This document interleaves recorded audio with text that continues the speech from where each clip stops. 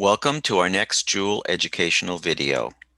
In this video, we will click Load Report and we will load a Joule QEEG report. That is, we will import an analysis file that has been generated in BrainAvatar using the analysis feature. So let's begin by doing that.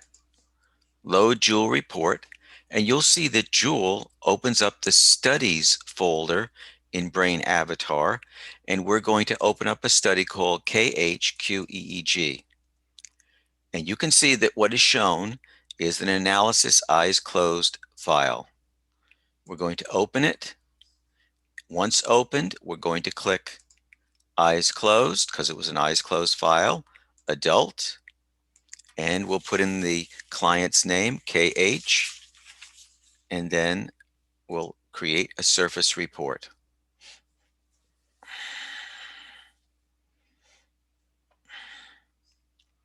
Joule is now generating maps for both Joule's database and QEEG Pro.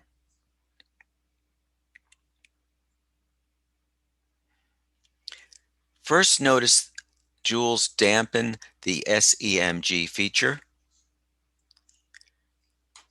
If we go to the charts, you'll see that the yellow line on the charts is separate from the other lines. Now, what are we looking at? Well, on the left side of the chart, we're looking at the dominant rhythm of this client, which is 11 hertz, the PDR, the posterior dominant rhythm. If we look on the right chart, we'll see a chart from 0 to 30 hertz and -1 to 4 z-scores. However, one of the z-scores goes very high, and Joule indicates that it is the result of surface EMG. So I'm going to click dampen the SEMG, and it will dampen that one electrode. And you'll see the line drop down. Next, I'll go back to the surface power map, and F8 has been dampened. That's where there was EMG, which was very visible during the recording process. Now that I have loaded in the report, there are some features I'd like to share with you.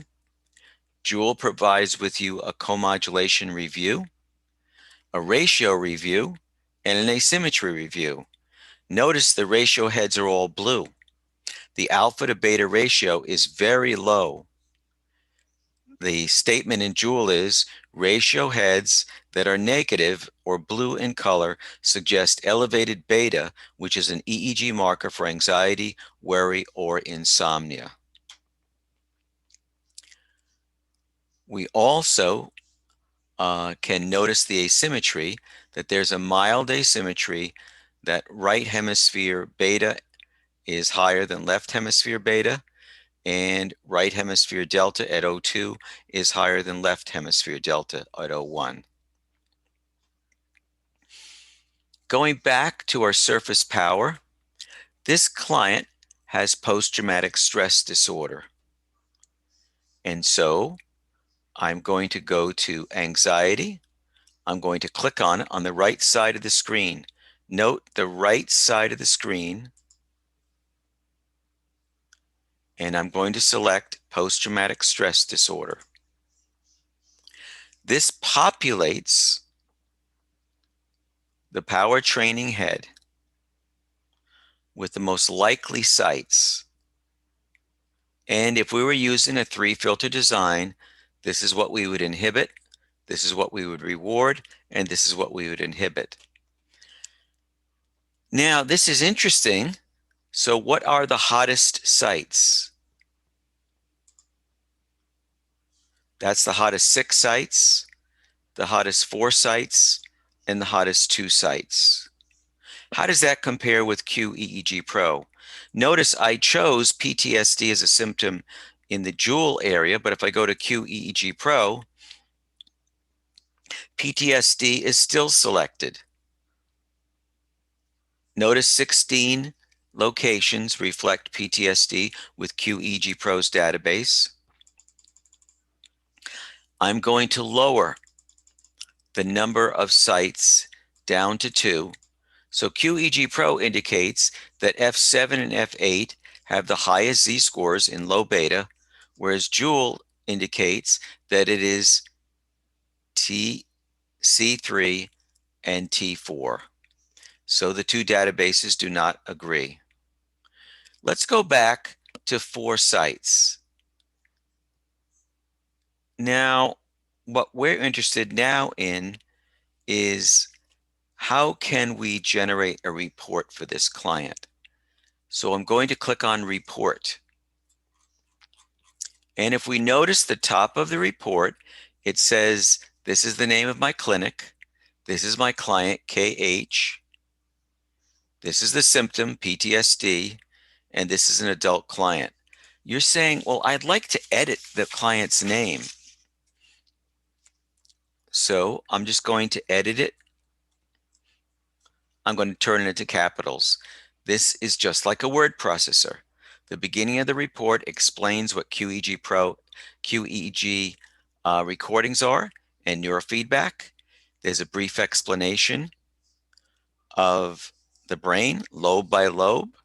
Here's an explanation of co-modulation, the dominant rhythm of the brain, and notice the little note on it that 11 hertz could be an indication of anxiety, rumination, or insomnia. Here's the Joule range of surface clinical z-scores, our asymmetry review, the ratios, our power training heads, and the primary symptom. But not only that, we can see that anxiety has a symptom, PTSD. Here's an explanation of PTSD, the neurology behind PTSD, possible neurofeedback interventions, and homework for the client. But not only can we find information in surface, but if you have S. Loretta, you'll see S. Loretta bands. And you'll notice that beta 2 is prominent on the right side of the brain. Now, what is beta 2? Well, these are the 15 bands of Joule: delta, theta, alpha, beta, and gamma. And then in very small, narrow ranges, theta 1, 4 to 6, theta 2, 6 to 8, alpha 1, 8 to 10, alpha 2, 10 to 12, beta 1, 12 to 14, beta 2, 14 to 16, beta 3, 16 to 20, beta 4, 20 to 24, beta 5, 24 to 28, and beta 6, 28 to 32. These are the bands of Joule. Now, let's go back to our report, and let's remember that we can edit this report. I could put down the word relax before going to sleep. Wish my fingers would agree. Okay. So we can edit this report. We can add or subtract as we please. Now I'm going to save the report. I'm going to save the Joule report. It will be saved into KH's folder. It automatically puts it in the right folder. And here is the report. It's a PDF document.